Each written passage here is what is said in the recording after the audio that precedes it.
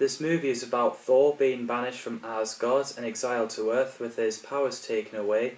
He needs to prove himself worthy while Loki plans to take over the throne. This film is directed by Kenneth Branagh, who I've known him as Lockhart from Harry Potter and the Chamber of Secrets. After Sam Raimi made Darkman movie, he imagined an idea for Thor, so he met Stan Lee and gave the concept to 20th Century Fox, but they didn't understand it, so the project was cancelled until 1997, when Marvel Studios was beginning to expand rapidly. The movie gained momentum after the success of the first X-Men film. Thor made for television was planned.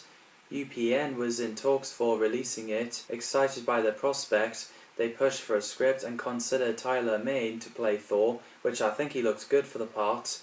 In May 2000, Marvel Studios brought Arts and Entertainment to help finance it as a film, but the project still had yet to be patronized by a studio. In June 2004, Sony bought the rights and David S. Goya was in negotiations to write and direct. Although there were talks between Goya and Marvel in 2005, Goya was no longer interested, though at this point the film was still set to be distributed through Sony Pictures. In April 2006, a year the film got announced, a writer who's a fan of the Thor comic books, Mark Protosevich, and the project moved to Paramount Pictures. After acquired the rights from Sony, Protosevich describes his plans for it to be like a superhero origin story, but not one about a human gaining superpowers, but of a god realizing his true potential. It's the story of an Old Testament god who becomes a New Testament god in 2007. Marvel Studios considered Matthew Vaughn to direct the film. He rewrote Protosevich's script in order to bring down the budget to $150 million, as Protosevich's first script would have costed $300 million to produce.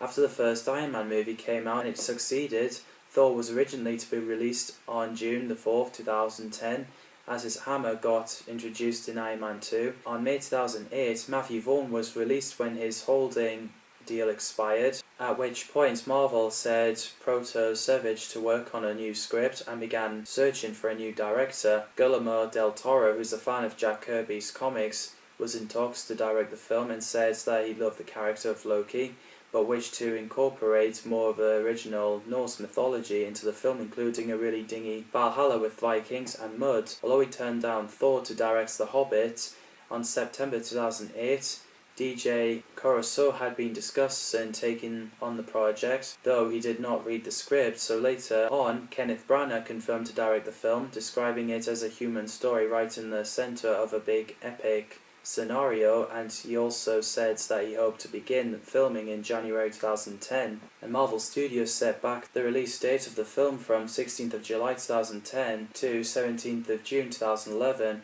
which is almost a year later. These characters from previous films returned. Thor Odinson is played by Chris Hemsworth, who's a god of thunder and lightning and Prince of Asgard, and I think he's perfect for the role. Daniel Craig was considered for the role, but he turned it down as he was busy working on James Bond franchise. The actors who were considered for the role are Channing Tatum, Paul Levesque, Charlie Hunnam, Tom Hiddleston, Alexander Skarsgård, and Joel Kinnaman. Liam Hemsworth auditioned for the role, so Chris Hemsworth was in negotiations to play the part. After a back-and-forth process in which the 25-year-old actor turned down early on, then given a second chance to read for the part, and he said that he gained £20 for the role by eating non-stop, and revealed that it wasn't until Thor that he started lifting weights. It was all pretty new to him. Natalie Portman plays Jane Foster, astrophysicist and Thor's love interest. She took the part because of Branagh's direction, and I think she's great as Jane Foster, especially when she later became Mighty Thor. Tom Hiddleston plays Loki Lufason, Thor's adopted brother and god of mischief, and I think he's perfect as well. The actors who were considered for the role are Josh Hartnett and Jim Carrey. So Tom describes the character as a comic book version of Edmund in King Lear, but nastier. He had to keep strict diet before the start of filming because Branagh wanted Loki to have a lean and hungry look, like Cassius in Julius Caesar. Physically he can't be posing as Thor, and he also took the inspiration from Peter O'Toole in The Lion in Winter and Lawrence of Arabia. Dakota Goyo and Ted Alpress played young Thor and Loki, which I think they did a great job. Stellan Skarsgård played Eric Selvig, a scientist who's researching in New Mexico and met Thor, and I think he's great as well. Skarsgård said that he was not familiar with the comic book version of Thor. He accepted the part because of Kenneth Branagh and he loved the script. Most of the cast accept the part because of Kenneth Branagh's direction, which is definitely fair enough. Anthony Hopkins plays Odin, who's the ruler of Asgard, Thor's father and Loki's adopted brother, and I think he's incredible. He didn't know anything about the comics. What he said about the film is that a superhero movie but with a lot of Shakespeare thrown in, and he's very interested in relationship between father and son. Mel Gibson was considered for the role. Idris Elba played Heimdall, a sentry of Bifrost Bridge. He took the role because of Branagh and said that he did a green screen for the first time. He wouldn't have liked to do a whole movie of green screen because you'd forget the plot, which is fair enough. And I think he's awesome as well. Colm Feore plays Luthor, king of frost giants and Loki's father, and I think he's great as well. It took 5 hours for his makeup to apply. He said the Shakespearean training he shared with Hopkins and director Branagh helped keep the production moving briskly. Ray Stevenson, who plays Punisher in Warzone, in this movie plays Volstagg, a Warrior 3, and I think he did a great job as well. He works with Branagh before in The Theory of Fight, and he had to wear a fat suit for the movie and said he's got every bit of that. Falstaffian verve and Vega, and a bit of beer guts to suggest that enormous appetite, but he's not the sort of weeble-shaped figure he's in the comics. He's Falstaff with muscles. Kat Dennings played Darcy Lewis, a scientist. I really love that character. She described her as James Foster's little helper gnome, which is a nice way of putting it. She said that her role was expanded during the rehearsal process and that she's very Scooby-Doo. I like that.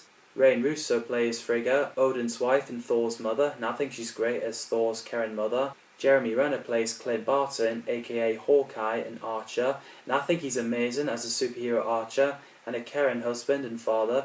When Kevin Feige finds out Marvel still owned the rights to the core members of the Avengers, including Hawkeye, Feige, professed fanboy, envisioned creating a shared universe just as creators Stan Lee and Jack Kirby had done with their comic books in the early 1960s. Jensen Ackles was considered for the role, but then Jeremy Renner took it. Josh Dallas played Fadril, a Warrior 3, and Stuart Townsend and Zachary Levi were considered for the role, so they got replaced by Dallas. Tadao Burasana plays Hogan, a Warriors 3, identifies by his grim demeanour as the only member who's not an Asa. Jamie Alexander plays Lady Sif, who's friends with Thor since childhood, and a Warrior, the actress is best known for Jessie XX, Kyle XY series, and said that she was familiar with Marvel Comics before having taken the part. Having grown up with 4 brothers, the part required hours a day in the gym, though training is not unfamiliar to her, explaining she was one of the few girls on her Colleyville, Texas high school wrestling team.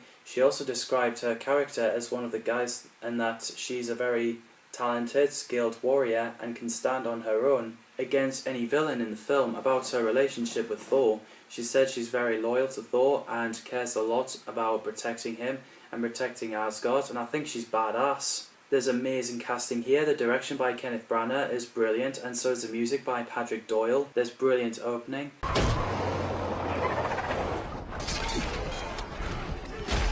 The fight on Asgard is awesome. That's more like it. What was emotional is the way Odin punished Thor.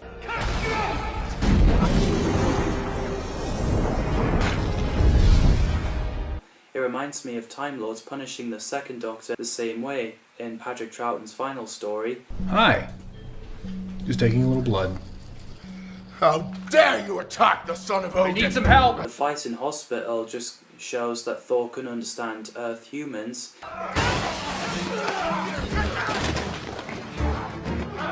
And I love Stanley's line in this.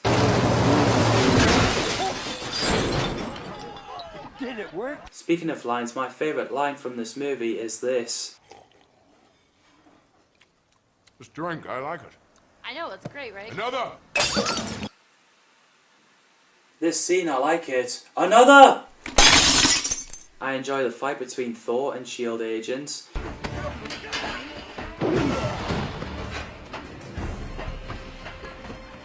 One When I first watched that, I was wondering if Thor could still carry his Mjolnir.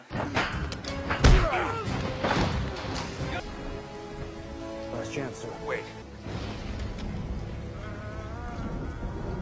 But sadly not. The battle is incredible.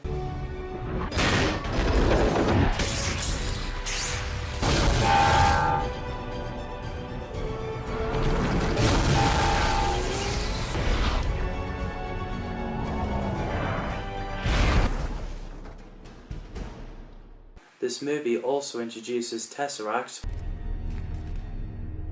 What is it? Power, Doctor.